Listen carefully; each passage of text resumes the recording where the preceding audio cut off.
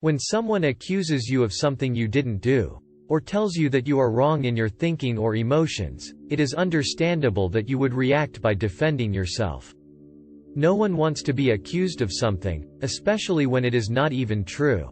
When interacting with non-narcissists, defending yourself and revealing the truth is a good way to set boundaries and be assertive so you don't get taken advantage of.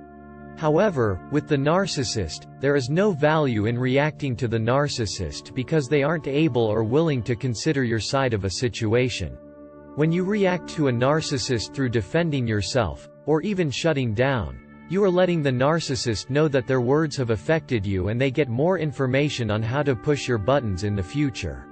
When you stop reacting to the narcissist, you stop giving the narcissist things to use against you, and also stop subjecting yourself to further invalidation from the narcissist.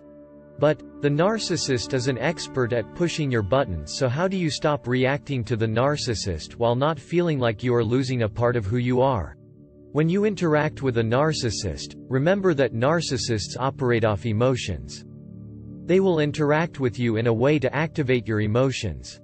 When considering emotions versus logic, emotion will always win out over logic. Once your emotions are activated, that becomes how you respond, and logic is no longer accessible during the periods of heightened emotions.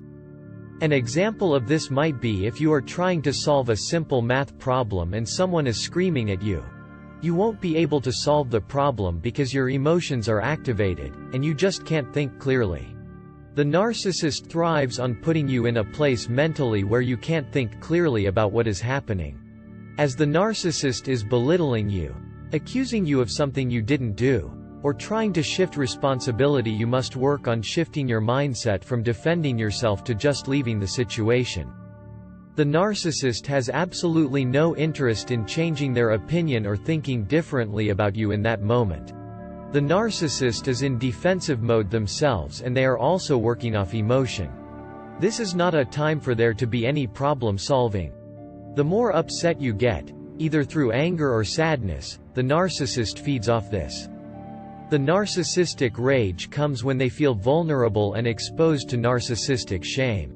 They must push your buttons and enact their punishment tactics to push you away and refill their narcissistic supply.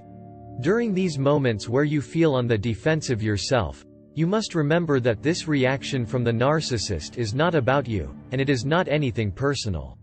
Realizing it is not about you and resisting the urge to take it personally is something that can be very difficult but must be worked on so that you can retain your own sense of self-worth. The harsh words directed at you and the insults made about you feel very personal because they are directed at you and about you. However, these are just abusive streams of thoughts the narcissist is throwing at you in hope something sticks, and you shut down. They are the bully on the playground who is mad at everyone, but they aren't really sure what they are actually mad about. The more you take things personally, the more you let the narcissist control you by reacting back. Do your best to leave the situation, or think of something else if you must remain in the situation. Don't challenge them, don't argue with them, and don't show them you are hurt. The faster you can disengage from their abusive actions, the quicker the narcissistic rage will end.